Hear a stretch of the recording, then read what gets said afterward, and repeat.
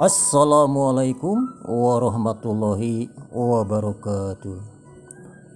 Alhamdulillah mitra-mitra sadayana kangari tiasa dapangan di mitra-mitra sadayana dina acara dongeng Sunda biasa anu sok dicana ku Kang Arit.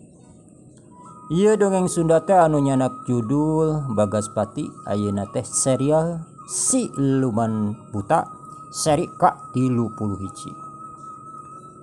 Mudah-mudahan ngajantenkeun panglibur kana kalbu pangbebrah kana mana. Kamari teh dina sari ka-30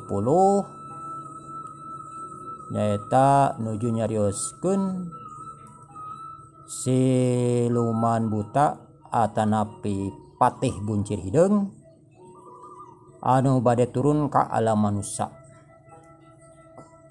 Nyaeta nyanak si murtadnya di kadinya. Mitra-mitra sadayana supados teu nyongkolong tingkana waktu sumangga ieu acara dongeng Sunda urang kawitan bae.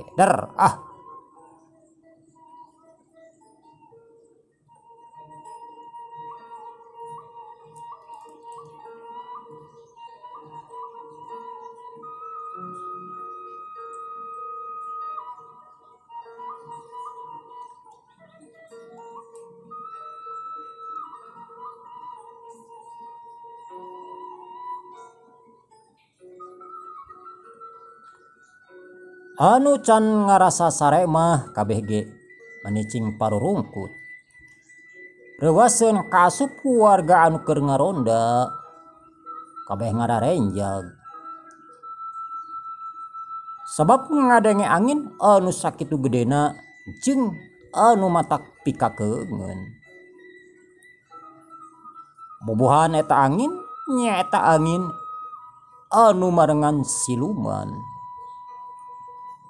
Beda jeung angin anu asli. Angin mah eta ge angin mah asli. Ngan kadorong atawa kabawa ku hawana siluman.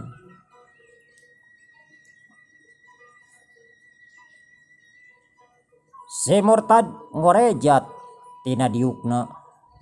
Waduh. Pamohalan ieu siluman ti nagara Siluman Buta. Aduh. Cilaka aing geus kieu mah. Cilaka kitu cek si murtad. Beungeutna mimiti pias siga anu eueuh getihan. Rek teu kitu kumaha atuh. Intina lain ku bosen ningali silumana. Ari ngaran jelema salah mah rek kumaha-kumaha ge anger bakareuwas. Kaasup si murtad. Da manehna ngarasa salah can mere tumbal nyaeta ke Siluman Buta. Hatena tagiur dag digdug. Cek pikirna pamohalan. Ieun eta teh utusan ti nagara Siluman Buta. Keur kitu teu kanyahoan jeleg. Aya dua makhluk anu ngajarga di tengah imah panona anu hurum siungna katempo manehna rolol bulu sabulu-bulu saawak-awakna leungeunna sukuna katinggali meuni cing carentang kumaha we jara sigana mah lamun ngagabres kana eta bulu siluman piraku teu matak jadi ketihan.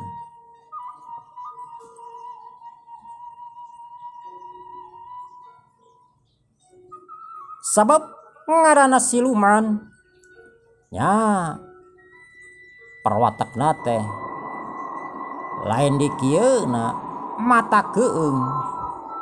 Si horeng eta teh Patih Buncir Hideung jeung prajuritna anu geus nepi kadinya. Dibarengan ku sora angin anu ngagelebug mata keung kadengena. Atuh si murtad mending ngayek-yek reuwas lain di kieuna. Reuwas lain pedah ningali beungeut Patih Buncir Hideung anu pikasieun Tapi soak manehna can merek seba teh. Pasti cek pamikir si murtad aing bakal dibawa ke negara siluban. Cakakak pati buncir hidung nya kakak seuri.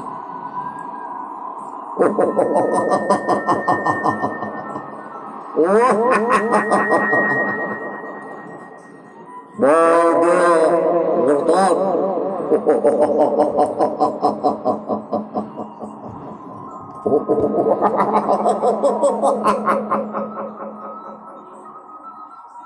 Siap can seba Gusti Prabu. Naon masalahna jeung naon alasanana? Ari harta kusia digubuk, ai harta di Gusti Prabu kusia dihakan. Tapi kewajiban siamana? Kitu cek patih buncir hidung. Panana malotot siga rek loncat. Otona kakerot siga hayang anu neureuy buleud ka si murtad. Pok prajurit ngilu ngomong. Wah. Onyok bau sia. Onyok murtad. Jawab sia, bisi kuaing dijian rot. Ayo, geura jawab Gusti Prabu. Lamun sia teu bisa ngajawabnya kapaksa sia kuaing diwajek di dieu. Kuaing bakal dihakan atah-atah. Kitu cek prajurit bari melak cangkeng. Awakna ngagidir nafsu lain di kieuna. Pamikir patih ejeng prajurit yen si murtad bener-bener rek ngelonyeng. Aduh,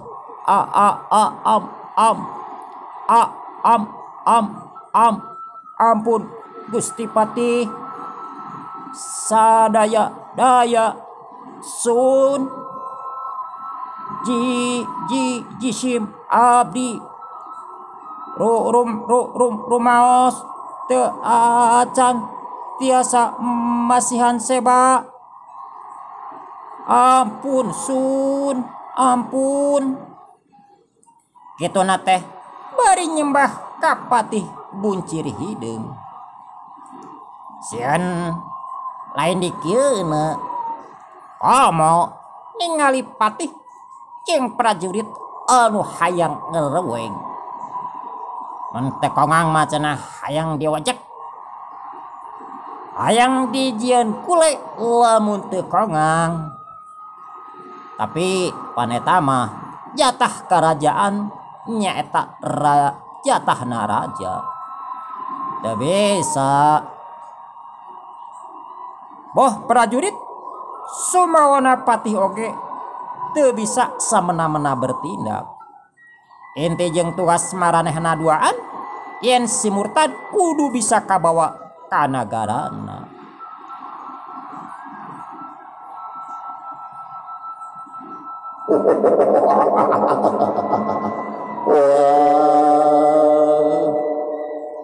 Sialasan,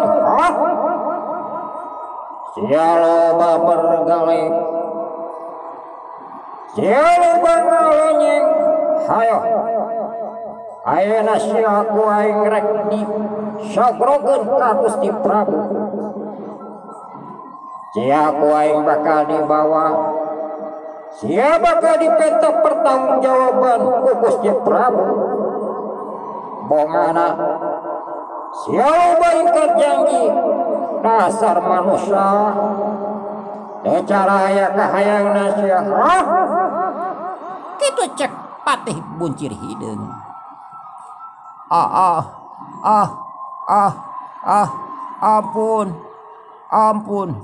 Ampun Gusti, nyuhunkeun waktu sun nyuhunkeun sarantos sadinten weh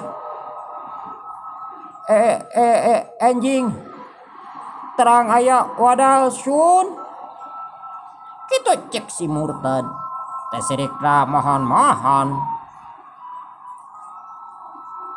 manehna menta waktu sapoe deui nyaeta rencana manehna rek ngawadalkeun Mang Acong. Ada cantang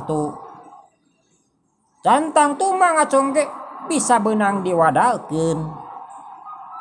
Jeung si murtad teh apaleun yen sabenerna Mang Acong ge sarua munjung muja ka siluman buta. Mang Acong ge sarua dina kaayaan kaancam sabab Mang Acong ge sarua can mere wadal seba ka siluman buta.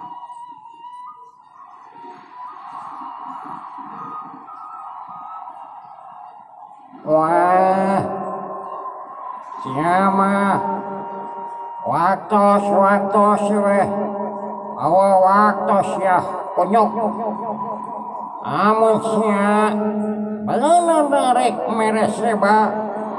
Kapan sia teh janji teh geus lila? Hah? Cukup lila. Waktos-waktosan sia konyok. Kalau masih aku yang dicangkalak kitu cek prajurit atena estuning kamas pisan kasih murtad teh ari janji kasiluman mah telat saminggu ge lilana 2 minggu geus dianggap sataun lamun ayeuna waktuna seba poe ayeuna aturan anu dijanjikeun jeung siluman buta jeung si murtad nya poe harita kudu aya. Ari geus hampir 2 minggu can mere keneh.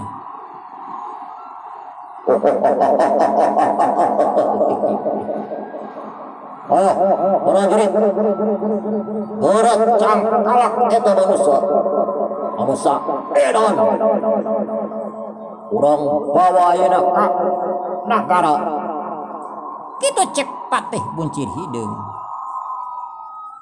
manehna geus waktu keur ngobrol waktu keur narima keluhan ti si murtad.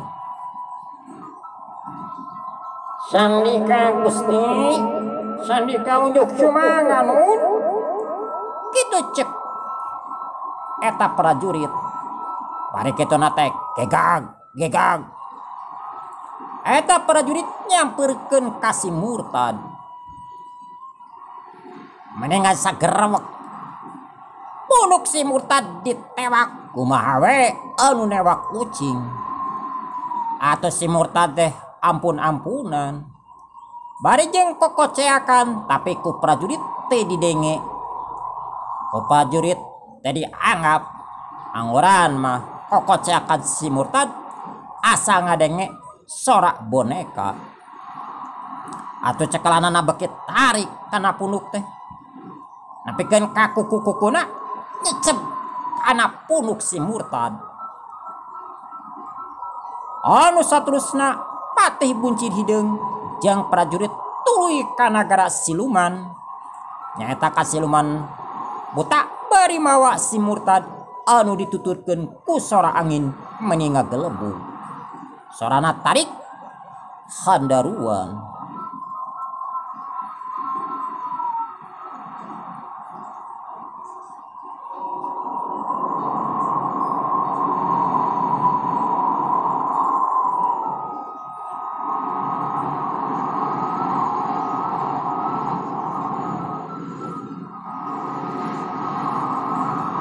Anu saterusna sora angin teh ngiles anu tadi ngagelebug teh ngiles deui. Anu saterusna Patih jeung prajurit ngabiur nuju ka nagara siluman nyaeta rek nyogrogkeun si murtad.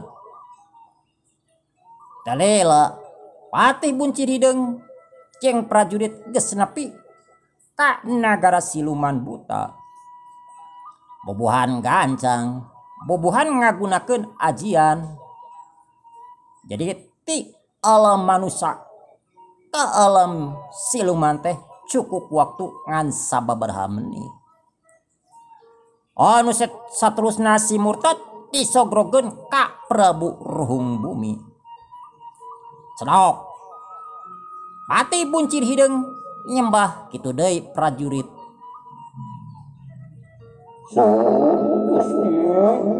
Gusti Prabu, kaula pun patih buncir hideung bade nyangakeun semah pangabaktos ka payunan Gusti Prabu. Sareng ieu bade nyangakeun si murtad. Tos kacana ku kaula, tos kacangkala ku kaula. Nyangakeun sumur.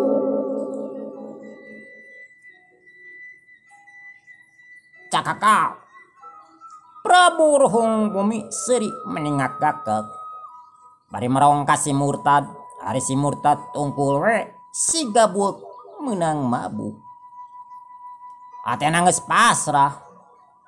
Cek kasar mah dijen prakedel dijen naon ge geus datang ka nagara siluman geus moal aya nu nulungan. Manehna rek minta tulung-tulung ka saha? Rek minta ampun ge da moal didenge. Oh toleransi ari ka siluman mah. Cek kasar mah sakali beureum-beureum, sakali hideung-hideung. Geus kitu nya kitu. Wah, syukur paman. Syukur pisan paman pati. Geus bisa ngalaksanakeun tugas di kaula. Hei, murtad. Kunaon sia teu mere caos ka kaula, ha? Kunaon sia ingkar janji? Teu cara aya kahayangna. Ayo nyarita sia, koyok. Kitu cek Prabu Ruhung Bumi. Bari panana malotot. Siga nu rek loncat. Atuh si murtad meni noroktok gadona. Kumaha we anu lilinieun.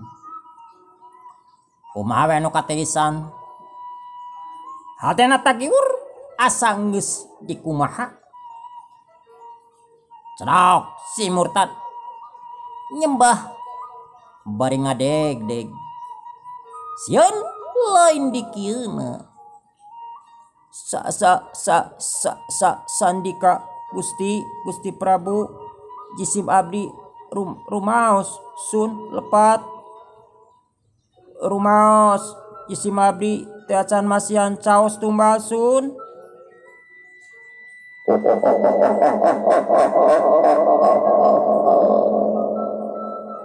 Wah, murtad. Siapa da pagawean kitu, ha? Ku kaula geus dibere waktu. Tapi siapa estuning loba ingkar janji. Siapa loba ngundur-ngundur waktu. Siapa loba alasan, ha? Wah, usabab sia teu mere caos. Usabab sia teu mere tunggal ka kaula. Ya, sia gantina. Sia ku aing bakal dijieun ngadon di dieu. Sia ku aing bakal di ala tanagana. Kitu cek Prabu Ruhung Bumi.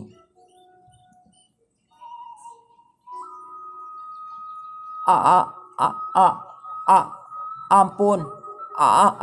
Ampun Gusti, ampun.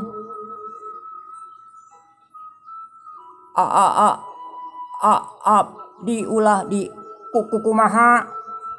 Kitu cek si murtad. Bari acong-acongan nyembah hayang dipikarunya. Tapi ari ngaran raja. Estoning eueuh rasa prik ka manusaan aya ge prik ka silumanan.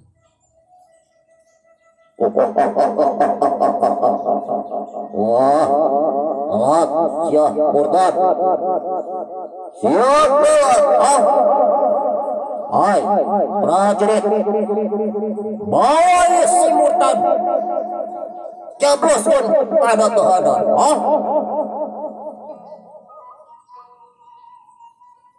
Sandika Gusti, unjuk semangat sun. Kitu cek prajurit. Cedok nyembah anu saterusna. Kerawak si murtad ditewak model tadi deui kumaha we. Newak ucing anu saterusna dibawa. Hari-hari tak pati buncit hideung jeung prajurit terus indit deui nyaeta rek nuju ka imahna Mang Acong.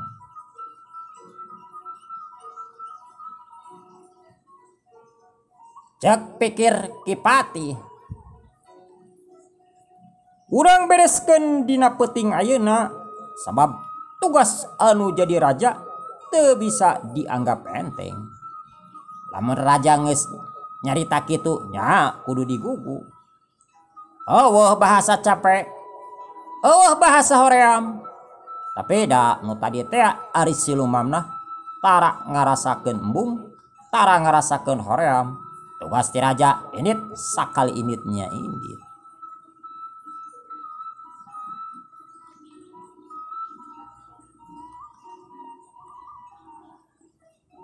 Cag pati bunci dedeng anu rek nuju ka imahna Mang Acong urang teuneun heula di handeulem sieum, urang tunda di hanjuang siang paragi nyokot tinggalkeun.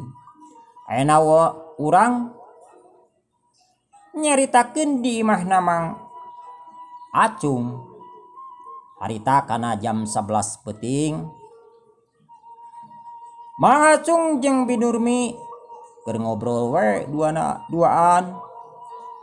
Teu bisa sare, teu bisa peureum sabab bingung kudu kumaha nying hareupan eta siluman buta. Da harita nyimar-nimah geus peureum. Budak teh siga anu kabingung, jongjon we sare meunit tibra. Hiji kitu nomor kaduana, pan nyimar-nimah teu apaleun yen indung bapana keur loba masalah.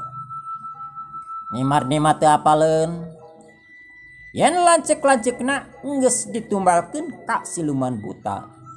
Yang nyimar-nimah teu apaleun yen bapana munjung muja ka siluman buta. Patak jongjon we dina sarena teh. Tempo sarenya sare, tempo tuangnya tuang, kitu da ari sifatna budak. Aduh, nyakang teh bingung teu mangih tungtung Nurmi. Da pasti siluman buta bakal datang ka dieu. Nyatang tuna mah rek menta wadal teh. Sedengkeun akang teu boga caos keur nedeunan ka siluman buta. Akang bingung, aduh kudu kumaha ieu. Ieu sirah meniasa bejat lungleng lain dikieuna. Kudu kumaha akang geus kieu. Pae ngancek kolot cenah. Ari kaduhung mah mati heula tangtu. Kaduhung mah bakal paneuri ampun. Kudu kumaha geus kieu. Geus kieu kudu kumaha Nurmi cik akang berebong bolongan. Supaya akang teu jangar teuing. Aduh, kudu kumaha. Kitu cek Mang Acung. Mang Acung lain dikieuna bingung teu mangih tungtung. Anu Mang Acung geus gilig dina hatena geus embung hubungan jeung siluman. Sanajan rek naon bae nu kajadian, anu penting mah keur Mang Acung bisa nyalametkeun nu jadi anak nyata Nyi Marni anak ngan hiji-hijina. Hari sangkaan Mang Acung mah menang dunya teh siluman bakal senang, bakal genah cenah pan kanyataan nama kieu kasiksa lain di kieuna. Pan ku nafsu mah mimiti Mang Acung mikir cenah prage wadal jelema maloba komo ieu satahun sakali nyata tunci. Marabkeun hiji sataun ku dihitung ku pagawe ge ku boga pagawe 50 ge cenah lamun ku hiji-hiji geus 50 tahunan piraku teu cukup tadi namah kitu. Ari geus beh namah pan nu aya mah lieur lain di kieuna. Nya Kang, isukan mah isu keneh wayahna we Kang datang ka Bumina Pakuwu. Nya eta minta tulung ka Den Bagas. Sugan jeung sugan Den Bagas bisa nulungan. Pan kacaturkeun Den Bagas teh gagas sakti mandraguna. Cek kasarna mah kabehanana warga nu aya di kampung Cikuman pada apaleun nya urang teh salahna lamun minta tulung ka Den Bagas kitu cek Bi Nurmi. Nya Nurmi isukan lah akang langsung we ka Bumina Pakuwu. Nya nu tadi teh mudah-mudahan we atuh Den Bagas bisa nulungan urang sararea. Pang nama nya pasti anakkan hiji-hijina nu jadi paur mah dicokot ku siluman. Piraku budak rek dibeakeun kabeh, piraku budak rek disebakeun kabeh ka siluman. Kabayang lain kabayang dosa akang anu sakieu namruna. Lamun akang teu babalik pikir ti ayeuna, aduh cilaka. Nya hayu ayeuna mah urang peureum hiji geus peuting jeung pang nama besi akang isuk kaberangan. Kitu cek Mang Acong bari kituna teh Mang Acong nangtung. Karek ge sababara lengkah Mang Acung rek nyaeta rek maksudna mah arek sare. Maksudna mah arek sare nyaeta arek asup ka kamarna ngajakan anu jadi pamajikanana. Karek kitu teh kanyahoan kelebuk. Aya sora angin meninga gelebug. Sorana pikakeungeun atuh Mang Acong jeung Bi Nurmi meninga renjag rewas lain di kieuna. Yang pikiran Mang Acung geus yakin eta pasti siluman ti nagara Siluman Buta. Hatena dugdeg pikiranna ranyod teu pararuguh dugdeg lain di kieuna. Memeti hatena sumak blak sieun rewas ngagulung jadi hiji. Akang eta sora angin meni ngagelebug kitu rek aya naon nya Kang. Kitu cek Bi Nurmi bari nyekelan leungeun Mang Acong. Desirikna ngadeg-deg ngeleper bakatku sieun-sieuna. Ari Mang Acong mah geus apal yen eta teh tandana rek datang Siluman Buta ti Gunung Gede. Sabab setiap datang siluman kitu tanda jeung cirina.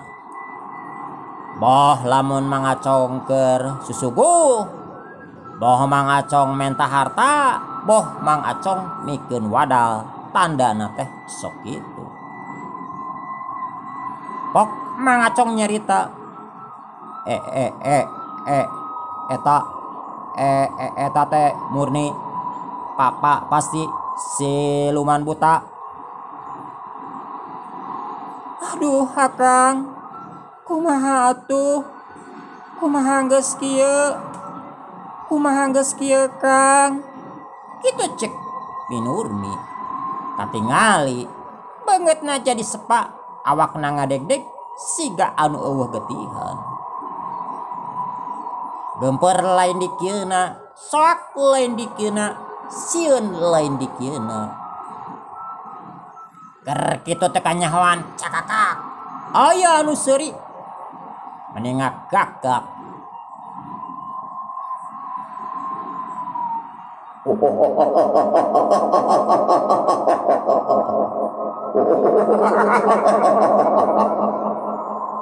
Paladuh, aya gulungan haseup di tengah imah. Eta haseup mah gulung. Geus kitu, les eta haseup leungit celeg. Aya dua makhluk anu ngajarga di tengah imah. Awakna pikasieun, panonna meuni bolotot. Siungna panjang. Ari beuteungna meuni budayut. Bojana meuni dosol katempo. Sirahna semu botak. Celina anu rebing leungeunna meuni rangwas bari buluan. Kokona meuni paranjang. Sukuna meuni badag, bitisna meuni batekok. Pinuh ku bulu. Si horeng eta teh patih ti siluman buta nyaeta patih buncir hideung. Yang prajuritna cakakak patih buncir hideung seuri deui. Sorana mata kukurayeun. Sorana mata sawan budak. Asigana lamun disogorkeun ka budak, peraku budak teu langsung ngelepek.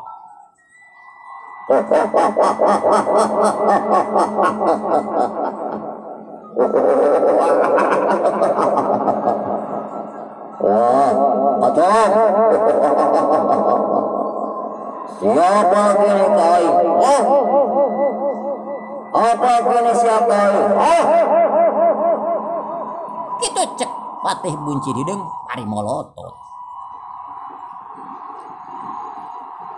Ato Binurmi ningali makhluk anu pikasieun. Tak kuat nampona, gila lain dikieuna. Jeung eta makhluk teh anu sigarek gerak ke manehna. Anlas Binurmi kapiuhan bakat ku sieun-sieunna.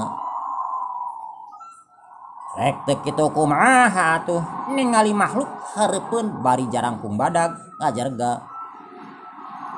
Atuh mangacong meuni reuwaseun. Mangacong geumpeur. Nurmi, aduh Nurmi. Nurmi. Iya Nurmi, sadar. Sadar Nurmi. Kitu cek mangacong. Mangacong geumpeur lain dikieuna. Tapi anger we, Nurmi anu diguyah-guyah teu hudang-hudang. Mangacong bingung teu mangih tungtung kumaha pilakuan lamun geus kieu. Hauk, pati buncir hideung ngahauk.